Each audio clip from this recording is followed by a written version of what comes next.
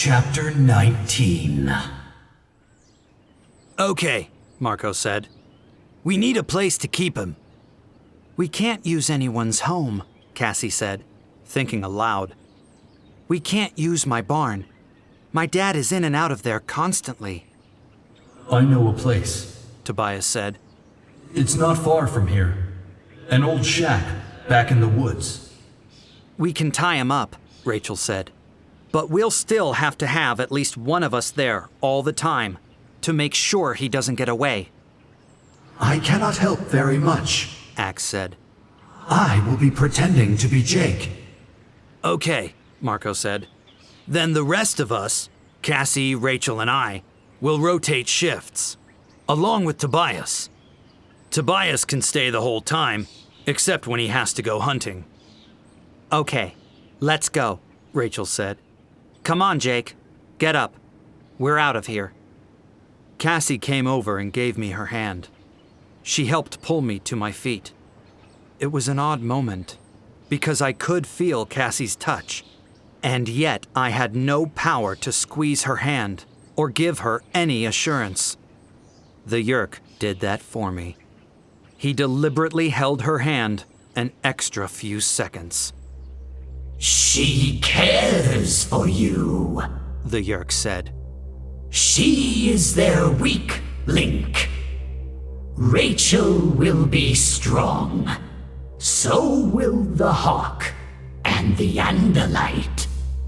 But Marco, he thinks too much. And he has an interesting history. He is open to persuasion. I felt sick. The Yerk was opening my mind at will, reading whatever he wanted. I had no secrets from him. None. He already knew everything I knew about my friends. If he got away... My feet began walking. Tobias led the way, appearing and disappearing in the trees above. Rachel walked ahead of me. Behind me, Marco and Axe. Cassie stayed at my side. From all we know, Jake, you can still hear me and understand me, Cassie said. I know you can't answer. Or if you do answer, it won't be you anyway. But it is me, said the Yerk. Who else would it be? The Yerk, Cassie said calmly. You think I'm a controller just because I yelled at Axe? Like I've never lost my temper before. Come on, it was a bad day. For all of us. But especially for me. Not so bad a day, Axe piped up from behind. How many Yerks were in that pool? How many survived those temperatures? Only you, by getting inside Prince Jake. How many of your pool fellows died today? I could feel the Yerk boiling with rage. It was shocking and bizarre to feel so much emotion. It was something he could not hide from me. I could feel his emotions, even though I could not penetrate his thoughts. Axe, the Yerk said. I'm never happy when any creature has to be destroyed, but I don't feel any pity for those Yerks. They are out to enslave us. We did what we had to do. It was perfect. Exactly what I would have said, because it was exactly what I felt. Out of the corner of my eye, I saw Cassie looking at me with a puzzled expression. See? Already she has doubts, the Yerk said to me. She is bothered by the Andalite's bloodthirstiness. She liked what I said more. Was he right? Would all of my friends stand firm? How could they, when every word I spoke sounded exactly like me? We marched through the woods for what seemed like a very long time. None of us could move very fast because we were without shoes. Tobias knew these woods well and led us around brambles and rough patches. But still, my feet were tender after an hour of walking on pine needles and twigs. But the pain was so far away.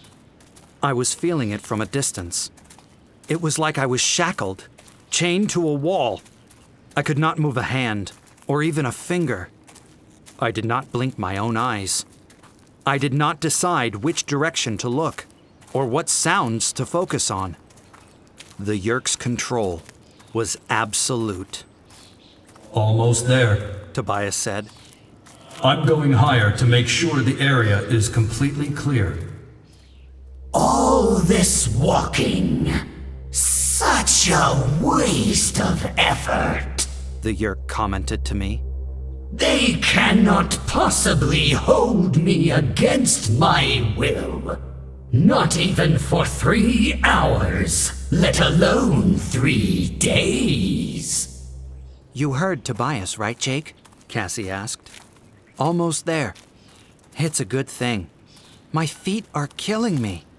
I need to walk barefoot more often, like I did when I was little.